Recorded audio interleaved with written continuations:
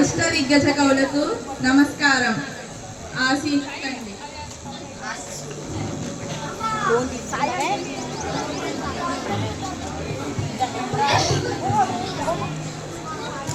అష్టదిగ్గజ కవులకు, సాహితీ ప్రియులకు, పుర ప్రజలకు స్వాగతం.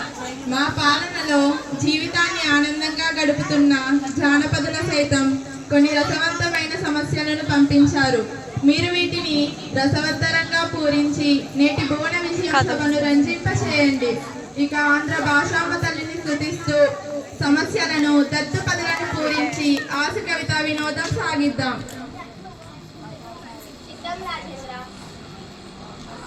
చిత్తం రాజేంద్ర, కవిచంద్ర, మీతో నేటి భువన విద్య సభను ప్రారంభించాలని నా అభిలాష.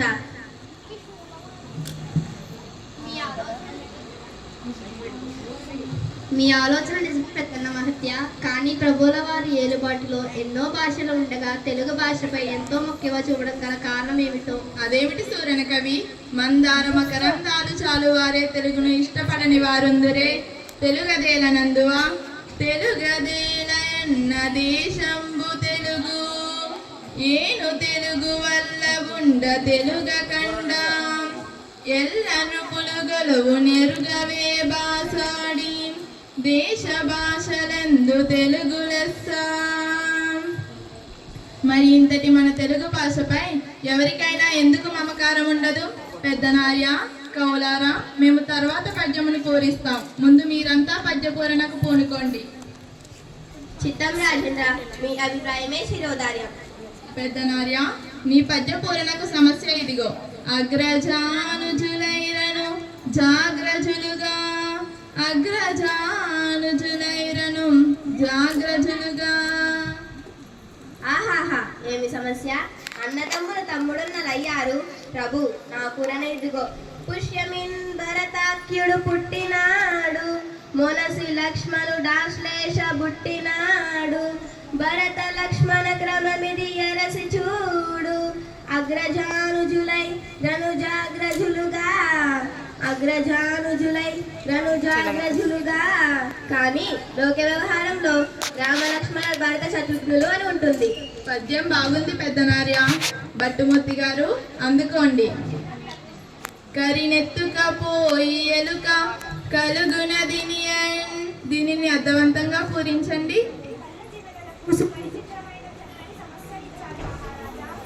కరులు సిరకలెత్తులు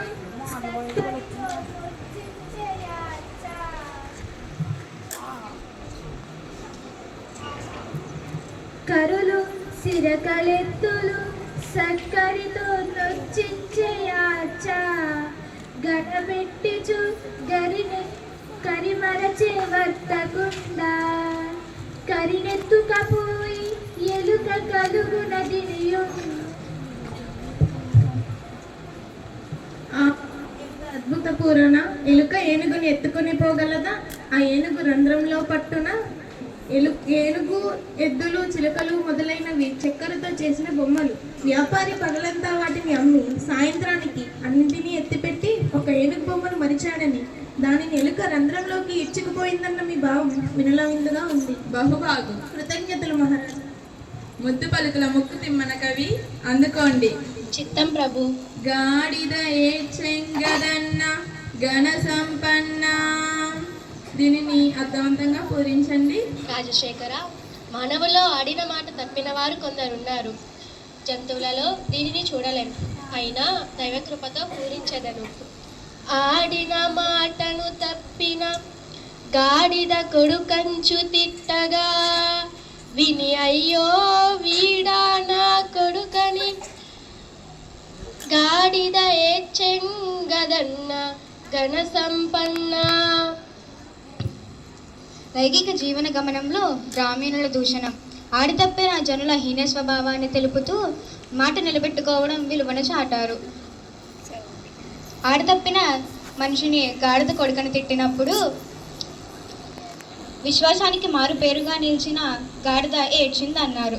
దీనిని చెప్తూ దృష్టాంతానికి మారు పేరుగా దృష్టాంతంలో సాగిన మీ పూరణ బల దూర్చటి తిమ్మన కవీంద్రులు లోకరీతిని భీతి లేకుండా పలికారు. ఇప్పుడు దూర్చటి అందుకోండి. నానా నానా నానా నానా నానా నానా నానా నానా నానా అనే సమస్యను మీరు పూరణ చేయండి. ప్రభు, అక్షర విన్యాసం తప్ప అర్థం లేని సమస్య ఇచ్చారు. అయినా చక్కని పూర్ణ కావిస్తాను. నిన్ను నిన్ను నిన్ను నిన్ను నిన్ను నిన్నును నిన్నును నిన్ను నిన్ను గని లయతాల సంగతుల గాన కళా పరిపూర్ణమాన సమ్మున పలుకుని రాగములన్ మోదము నల్లుచు పల్కునిట్టులన్ నన నన నాన నాన నన నన నాన నాన నన నన నాన నాన నన నన నాన నాన. బల శ్రీకాళహస్తీశ్వరుని వరప్రసాదం కవిత్వంగా పొందిన దృచటి భువన విజయ కవులను చూచిన జానపదులు మన కవుల కావ్య సాహిత్యాన్ని, మన సభ గొప్పతనాన్ని కూర్చి పొలంలో పనులు చేసుకుంటూ కూడా లయ త్రాళానికి అనుకూలంగా మిక్కిలి సంతోషంతో కుని రాగాలను అల్లుకునే శృతిని కళ్ళకు కట్టితివి. పనిలో పాటతో పాటు పద్యాలను పాడుకునే వైఖరి అద్భుతం. అవునవును, జానపదుల సొత్తు జానపదం. సత్యం చెప్పారు రామకృష్ణ. తదుపరి మీదే వంతు. మీ పదగుంపనాన్ని మేమెరుగుదుము. మేక మరియు తోక ఈ రెండు దత్త పదాలతో ఒక సీస పద్యం చెప్పండి. మమ్మేలు నా దేవరా, మమ్మల్ని ఆదేశిస్తే కాదంటానా? ఆలకించండి మహాప్రభు. మేక తోకకు మేక తోక మేకకు తోక మేక తోక మేక మేక తోక మేక తోకకు మేక తోక మేకకు తోక మేక తోక మేక మేక తోక మేక తోక తోక మేక మేక తోక మేక మేక తోక తోక మేక మేక తోక మేక మేక తోక తోక మేక మేక తోక మేక మేక తోక తోక మేక మేక తోక మేక. మీరు సామాన్యులు కారు రామకృష్ణ. ఏమేమి మేకల కాపరి అడవికి మేతకై మేకలను తీసుకుపోయాడా? ఒక మేక ముందర పోతుందా? ఆ మేకకు తోక వెనుక బాగానే ఉంటుందా? ఆ తోకకు వెనుక మరో మేక ఉంది. ఇలా మేకల మంద పోతున్నా తీరును మేక తోక అన్న దత్తు పదాలతో చక్కగా చిక్కగా చెప్పారు.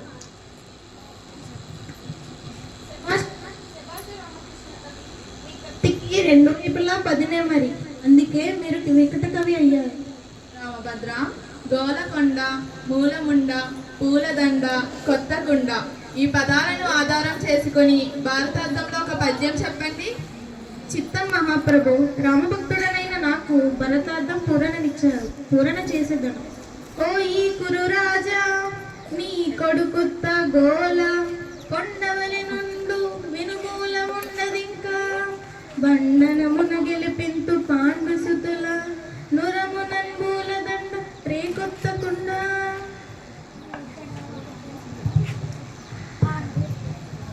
ఓయి కురురాజా, నీ కొడుకు దుర్యోధనది ఉత్త గోల కలిగిన మనస్సు, ఆకారంలో కొండలాగుంటాడు, బుద్ధి బలం లేనివాడు.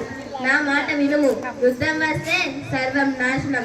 సమరంలో ధర్మానికి బుద్ధులైన పాండవులు గెలుస్తారు, మీ కుమారులు మరణిస్తారు. పద్యం బాగుంది రామభద్ర. కొత్తకుండను రేకు వత్తకుండా అన్నారు చూడు, అద్భుతంగా ఉందయ్యా. తర్వాత పింగళి సూరన, మా ఆరాధ్య దైవమైన శ్రీహరి దశావతారాలను ఆసుగా ఒక పద్యం చెప్పమని వేరొకరు పంపారు. ప్రారంభించండి. శ్రీహరి భక్తినికాయ శ్రీకృష్ణదేవరాయ కోరినట్టే వినిపిస్తా. మత్స్యమై జడనీడి మామిడం చెయ్యగ కూర్మమై కవ్వింపు కొండలను చెయ్యగ గిట్టి అయి హిరణ్యకశిపుడు గిట్టడం చెయ్యగ కూర్మమై కవ్వింపు కొండలను చెయ్యగ వటుడై భాస్కరుడై ఛత్రపతి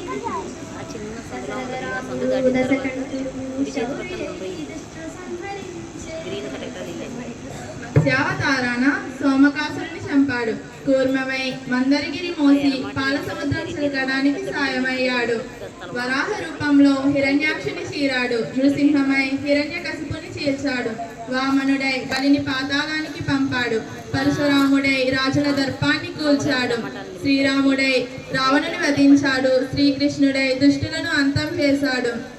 బుద్ధుడై పురస్త్రీల బుద్ధిని మార్చి శివుని చేత త్రిపురాసురుని చంపించాడు. కల్కిగా నీతిహీనులను కూల్చాడు. దశావతార కార్యకారణాలను మనోహరమైన సీసంతో సభికులను అలరింపజేశావు. ధన్యవాదాలు ప్రభు. మహాప్రభు, వచ్చే దారిలో ఒక జానపదుడు ఒక సమస్యనిచ్చాడు. మీరు అనుమతిస్తే మీకు ఇస్తాను. తప్పకుండా. సభారంభంలో మీకు మాటిచ్చాను కదా, కానివ్వండి, సమస్యను అందివ్వండి. అందుకోండి. అందరు నందరే మరియు నందరు నందరే, అందరందరే దీన్ని పూరించండి. ప్రభువుల వారికి ఇవ్వదగిన సమస్య. అష్టదిగ్గజ కవులారా, నా కీర్తిని దిగాంతాలకు వ్యాపింపచేయాలన్న మీ కుతూహలానికి సంతోషం. పూరణ చేసేదను, ఆలకించండి.